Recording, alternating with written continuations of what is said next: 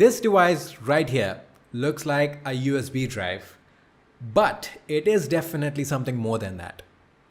In fact, it's actually a keyboard that can also store some data. I mean, not too much data, but enough of it so that it can do its job. It's called a USB rubber ducky, and it is produced and sold by Hack5. It has become quite popular since the time it was featured on the TV show Mr. Robot. It's an awesome series, by the way. And yes, as you can obviously see, it's not a usual keyboard. There are no keys because this is a programmable device, which means you can actually instruct it what keys to send when it is connected to a computer. And it will automatically send the keys that are pre-programmed inside it as soon as it's connected to any device. Now, what is its use case?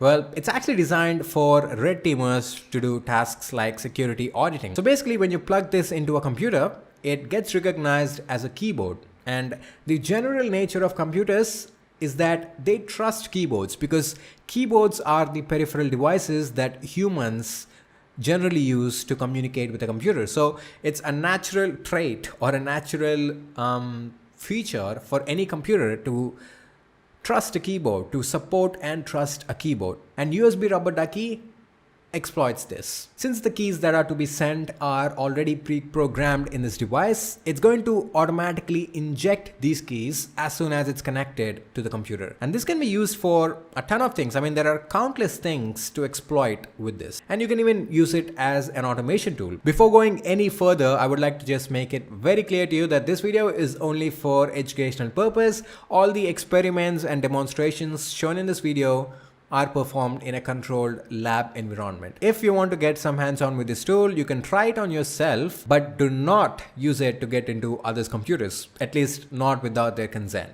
It is an illegal activity, it's a crime, and you will be in trouble if you do so. So be careful and be responsible. So the way this works is you basically write a ducky script, which is very easy to learn and understand. So you basically tell it what keys to press. For example, I'm writing a simple script that will hold Ctrl R to bring up the run menu and then type in notepad.exe to open notepad and then write the string hello world. Now I'll need to encode this ducky script into a binary file, and this can be done by making use of the ducky encoder web app hosted by Hack5. Or you can even do it locally by using ducky encoder. But using web app is easier because you don't have to download anything to your computer, and I prefer that. Now the binary file is named as inject.bin. So you place this binary file on the memory card of the rubber ducky, and you can basically write to this memory card by just inserting it into a card reader. Now that I've copied the inject.bin into the memory card, I will insert back the memory card into the rubber ducky. And now when you insert the ducky into a computer,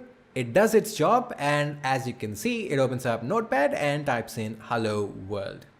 Awesome. Now you get the idea of it. The next experiment I'm going to do is I'm going to try to get a reverse shell from my target machine, which is my laptop running Windows 10, to my computer, which is also running Windows 10. So in this case, my laptop is the target machine and my computer is the attacker machine or the hacker machine. By getting a reverse shell to the target, a hacker can basically do anything. He can read files, he can write files, he can run new processes and all that. So let's try it. So there's this public GitHub repository of famous ducky scripts and payloads, and there is a remote access script called reverse ducky 2. So I'm going to use this script instead of writing one of my own. So I just have to change the attacker's IP and the port.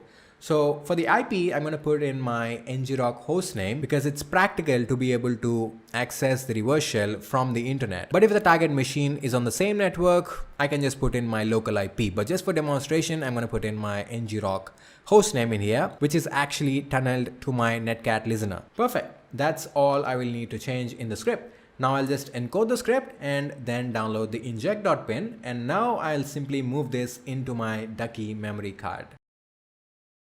Alright, let me now go ahead and plug in the USB rubber ducky into my laptop and let's see if it works. So as you can see, it did something. It actually opened a hidden PowerShell window so that you can't see what it's typing. But anyway, it seems like it's done its job. Now let's check the listener on the attacker machine. And there we go. We now have a reverse shell. So now I can access my laptop remotely from the attacker machine. So I can read files, write files, run other programs, download files remotely into my machine, and basically do anything as the logged in user on my laptop. It's like I'm having a remote connection to my laptop and I'm able to do anything. Now, sometimes the Windows Defender comes in the way and blocks whatever it is that you're trying to do. For example, if you're trying to spawn up a reverse shell, the Windows Defender might actually block it because it's obviously malicious and it can be used by attackers to exploit your system. So that's a good thing for the user, but there is a way you can actually disable or turn off the Windows Defender by using the rubber ducky. So there is this ducky script on the same public GitHub repo, and using this, you can actually disable or turn off the Windows Defender. So I'm going to try this script to turn off the Windows Defender on my laptop. So I encoded the script and placed the binary in the ducky, and I'm going to now insert it into my laptop and let's see what happens. So as you can see, it is making some changes to my registry and it swiftly disables the Windows Defender permanently, which is really scary. I mean, the whole process only took about 25 to 30 seconds. So all a hacker needs to do is to get your attention, to distract you for 30 seconds, and boom, your defender is turned off, leaving your computer unprotected. Now the hacker can run any other malicious script using the same rubber ducky. So obviously you can do a ton of things using the rubber ducky, and it's just not practical to demonstrate all the use cases in this video because there are just countless exploits that you can build using the rubber ducky. For example, you can even download something from the internet using the ducky script and then run the downloaded file. For example, let's say a Metasploit payload. And this adds more functionality and more creativity to your exploits for sure. And one more thing is that you can even flash the firmware of USB rubber ducky, and you can install, other community provided firmwares. Like for example, there's this firmware called TwinDuck, wherein the rubber ducky can act both as a keyboard and as a storage device. So you can basically save files like exploits on the rubber ducky itself so that they can be readily deployed by the ducky script. So the next time you're inserting a USB or any external device into your computer, think twice. Do you really trust it? And definitely do not take any chances, because you just saw how easy and how quick it is for hackers to take over your computers and steal your files and other critical assets. Be safe. So thanks for watching this video. I hope you like it. If you did like it, please don't forget to leave a thumbs up below and also leave a comment down. It really helps me to get more views. So I would appreciate it if you leave a like and also a comment. And if you did not subscribe yet, please do hit that subscribe button for more such content. And also make sure you turn on the bell icon to receive instant updates from my channel.